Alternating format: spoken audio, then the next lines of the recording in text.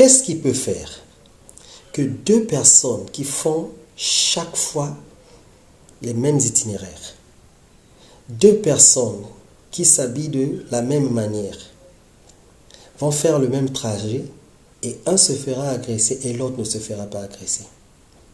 Certains diront peut-être que c'est le karma, d'autres c'est la malchance, mais peut-être aussi simplement qu'il y a un qui peut avoir une recette secrète qui le permet de ne pas se faire agresser chaque jour et qu'il rentre sans problème. À travers cette petite vidéo, nous allons essayer de découvrir ce que les sociologues, les psychologues ou bien les hommes sages ont trouvé comme astuce pour essayer d'éviter de se faire agresser et épargner des vies. Il y a beaucoup de recettes, mais nous allons nous en tenir à quelques recettes que nous allons détailler ici. Premièrement, lorsque nous sommes en train de sortir, la première des choses à faire, il faut savoir que nous allons rentrer. Et quand nous allons rentrer, nous allons nous mettre déjà dans l'état d'une personne qui va rentrer, en essayant de nous imaginer comment nous allons rentrer.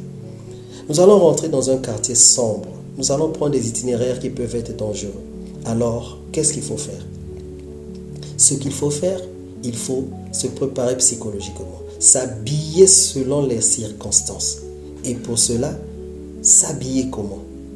L'homme qui s'habille en noir et l'homme qui s'habille en blanc, les deux ne peuvent pas avoir les mêmes pourcentages de malchance pour se faire agresser.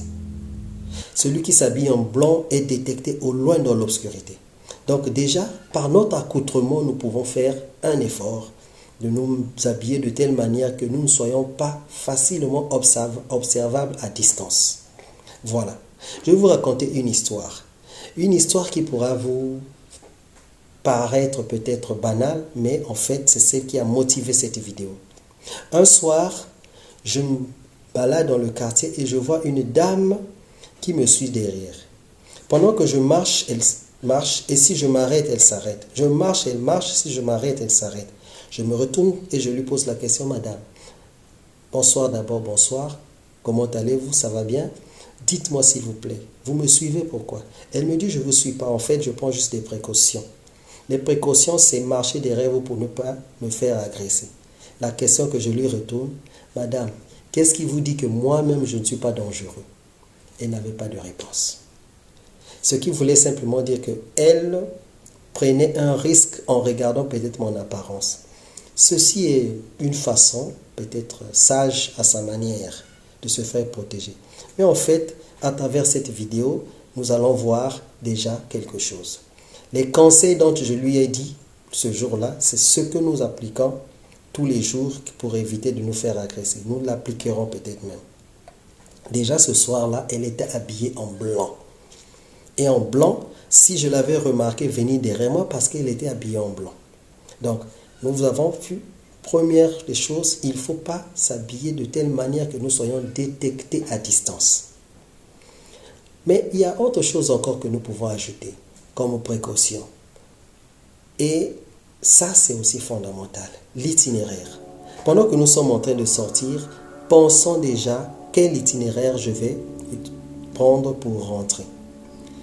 Il faut favoriser des itinéraires clairs. Il y a la lumière. Et dans sa tête, s'imaginer que le facteur temps ne joue pas beaucoup quand il s'agit de notre vie. Beaucoup de personnes ont pris des itinéraires à risque parce qu'ils veulent prendre des raccourcis. Mieux vaut arriver à bon port après avoir fait des kilomètres que de prendre un raccourci et de ne jamais arriver. Donc, premier aspect déjà, nous avons vu la façon de nous habiller. Deuxième aspect, nous avons vu qu'il faut prendre l'itinéraire éclairé. En suivant cet itinéraire, nous avons d'autres précautions à prendre. Et ça, c'est discutable. Il y a certaines personnes qui trouveraient que il est important d'avoir son téléphone à sa disposition. Pourquoi?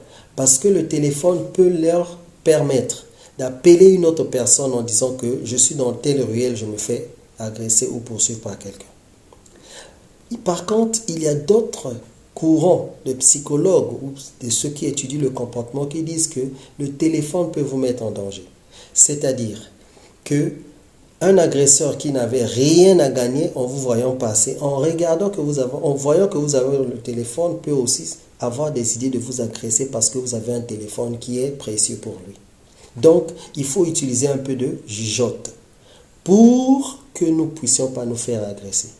Pour certains cas, on peut se dire que je dois avoir mon téléphone bien chargé, batterie, avec même les unités pour appeler une personne en cas de problème, ou éteindre son téléphone, le cacher. Voilà. Donc, sur ces deux cas, c'est à chacun d'essayer de juger ce qui est intéressant pour soi. Ensuite, il y a autre chose. Lorsque nous nous baladons, nous avons tendance dans la journée à nous balader avec des écouteurs. C'est une bonne chose, mais dans l'obscurité, il y a des précautions à prendre. Il faut être conscient de son environnement. Qu'est-ce que cela veut dire? Être conscient, c'est être en alerte. Les écouteurs sont des objets de distraction. Nous ne serons plus conscients de notre environnement. Si c'est une chanson triste, nous sommes dans la tristesse. Joyeuse, nous sommes dans la joie. On oublie qu'en ce moment-là, tous ces sentiments ou toute cette attention doit être mis dans notre environnement. Je vais vous raconter une histoire qui s'est passée en 2007 dans mon quartier. C'est triste de vivre une scène pareille. Il se passait un braquage dans une station-service dans mon quartier. Et les braqueurs avaient pris deux côtés de la ruelle en empêchant tout ce qui passait de ne pas aller quelque part pour prendre leur téléphone et appeler la police. Donc tout le monde était là. Ils avaient arrêté même les véhicules. Personne ne bougeait. Ils avaient mis des deux côtés. Parce qu'il y avait beaucoup d'insécurité à l'époque dans notre quartier. Et il y a un jeune qui passait pas loin de là. Mais il avait ses écouteurs. Il passait et les braqueurs l'ont vu. Ils l'ont ailé. Jeune homme, arrête-toi. Le jeune homme marchait sans savoir. Ils l'ont ailé. Tout le monde le regardait en se disant quoi? Il n'est pas conscient, il ne veut défier ou comment? Et ils ont hurlé carrément. Si tu continues, on t'abat. Lui n'écoutait pas. Il a été abattu. Malheureusement, une histoire triste. Voilà comment un jeune homme a perdu sa vie très jeune parce qu'il n'était pas conscient dans l'obscurité qu'il y avait un braquage. Donc, c'est une des facettes qui peut encore nous orienter pour que nous puissions faire tout pour que nous puissions protéger notre vie. Nous avons ajouté à cela les objets précieux. Oui, les objets précieux. C'est vrai que parfois, ce n'est pas facile de se séparer de certaines choses. Un téléphone, pour moi, ça peut être banal, mais pour l'autre, ça peut être peut-être précieux. Celui qui se balade dans la ruelle avec un sac qui, peut-être, pour certains, Louis Vuitton, ou bien des chaussures. Dans certains pays, les chaussures sont à la limite vénérées. Les habits sont vénérés. Si nous savons que nous rentrons tard, ça ne sert pas de mettre notre vie en danger en nous baladant avec des habits qui peuvent nous attirer des problèmes. Donc, évitons aussi cet aspect-là. Et lorsque nous avons pris toutes ces précautions, malheureusement, nous nous retrouvons quand même dans une situation de crise ou grave. Qu'est-ce qu'il faut faire? En ce moment-là, le seul conseil, c'est de faire tout ce qui est notre possible pour sauver notre vie. Et comment allons-nous le faire? Première des précautions, il ne faut pas penser à autre personne que soi-même. C'est-à-dire, dire que en ce moment-ci, ma vie est en jeu, je dois courir. Et quand on court, c'est avec énergie. En courant, on se met à crier. Lorsque la personne qui veut vous agresser écoute le bruit, il sait que vous ameutez les gens, la manière dont vous semblez courir, il sait que vous pourrez peut-être lui échapper, il va s'arrêter souvent dans la plupart des cas. Et pour cela, donc, il faut faire quoi? Il faut avoir des chaussures confortables pour courir. Certaines personnes, surtout les dames, qui ont des hauts talons, ou bien qui parfois s'habillent avec des jupes serrées, pourront facilement se faire rattraper et agresser parce que ils ont eu cela. Ce n'est pas pour encourager les agresseurs, au contraire, et n'ont pas voulu demander à se faire agresser les pauvres dames. Simplement, ce sont des précautions qu'il faut prendre quand nous savons que nous avons vraiment notre vie dans nos mains. Donc, au-delà de ce que nous pouvons penser, karma, malchance, il y a peut-être des précautions à prendre. Et ces précautions, ce sont des petites recettes qui peuvent nous aider à allonger notre vie sur cette terre.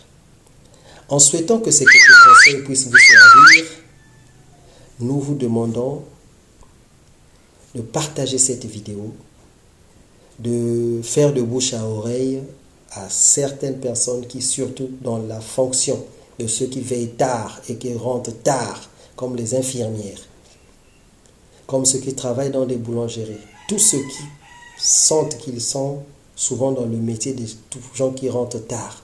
Faites-leur partager cette vidéo de telle manière que vous puissiez peut-être sauver des vies. Et n'oubliez pas, si vous le pouvez, abonnez-vous parce qu'il y aura encore d'autres conseils qui pourront nous aider un autre jour. Merci.